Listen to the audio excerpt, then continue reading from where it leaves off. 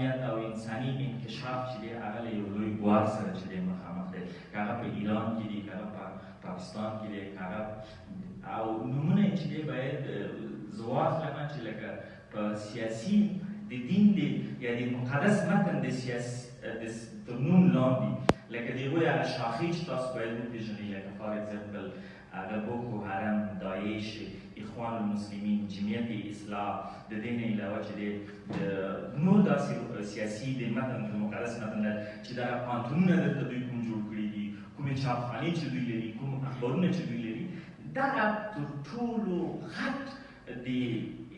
شرق د دې مسلمانانو د جامعې په د پرمختګ په لور کې چې دی یو غټ رکاوټ دی، یو غټه ارتجاع ده او دوی مخالفت کړی ده او اوس یې کوي. او څو وخت مخکې چې موږ وکتل چې د شال فکري بنسټ په مرکزي دفتر باندې چې دی هم حمله چې دی ترسره شوله،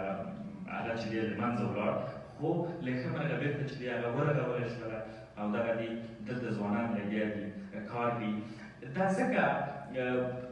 زموږ فکر یا ملي مترقي جمهوري فکر چې دی مخکې بزه کوي چې همدغه د اصلي او د غایي انساني تمدن هغه منطقي انت ده او دا به خپل منطقي انت ته رسېږي. دغه چې د دې په مقابله کې منفي قوتونه او ضد انکشاف قوتونه د مقدس د دین د مقدس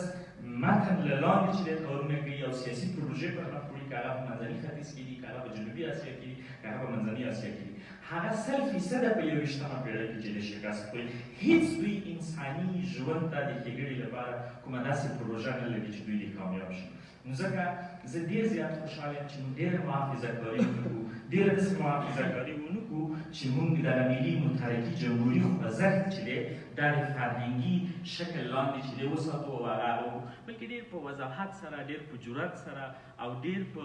علمي انداز سره خپله دایه او خپله برنامه چې دی د افغانستان مظلوم، د افغانستان کړېدلي ولس ته چې دی کېدو. زه 100% باور لرم چې د افغانستان نوی نسل، د افغانستان ولسونه چې دي د ملي مترقي او جمهوري دایې سره چې دی ولاړ دي. زه تاسو ته یو ثبوت چې دی درښیم. څو ورځې مخکې چې په شمالي وزیرستان کې کومه جلسه شوې په هغه کې زه یو تکړه ملګري چې د کومه وینا د یو مشر په هکله چې دی وکړه، د هغه د دفاعي په خاطر باندې د هغه زوی چې کومه لیکنه کړې وای، د هغه د زوی په لیکنو باندې چې کوم کمنټونه وو، تاسو باید پوه شئ ونه ډار شئ چې د افغانستان نوی نسل، د افغانستان نوي ځوانان چې دي په دې خبره پوه شوي دي او د ژوند کولو او د انکشاف لپاره چې دی زمینه چې دی زیاته مساعده شوې ده. هو تشدد چې دی ډېر زیات دی. همدا نن هم چې دی موږ وکتل چې په غزني کې چې دی ډېر یو بده پېښه شوې ده، په زابل کې شوې ده. خو زه 100% باور لرم چې ګټونکي چې یو اخري ګټونکي چې په دې منطقه او په دې سیمه کې دي هغه به ملي مترقي او د جمهوري نهضت رایه لرونکي، که هغه په ادبي شکل کې وي، که هغه په سیاسي چوکاټ کې وي، هغه خلک به وي. او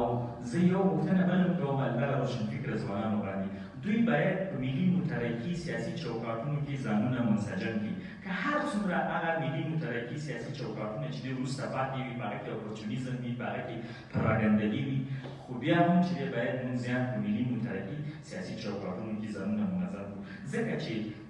داسې امکان نه لري چې موږ باید فقط په ادبي شکل کې یا په ادبي فارم کې چې دی دغه ارتجاع چې دی زموږ په ټولنه کې په داخل کې چې موجوده ده دا کاونټر کړی شو، بلکې دا یو سیاسي انسجام غواړي، یو سیاسي سلوګن غواړي، یو سیاسي برنامه غواړي. او پرته له سیاسي برنامې نه، له سیاسي چوکاټ نه، له سیاسي ملي متحرکي جمهوري چوکاټ نه هېڅ امکان نه لري چې دغه توره ارتجاع چې دغه نیمه پېړۍ چې دی لویو ښامارانو چې دی په خپلو پروژو په شکل کې چې دی دلته وروزله او غټه یې کړله، مسته یې کړله او نن چې دی دلته همدغه انسانان چې دی خوري. ډېره زیاته مننه، ډېر زیاته شکر او منتصر جان ډېر مبارک چې دغه کاروان سره مل ټولې ملګري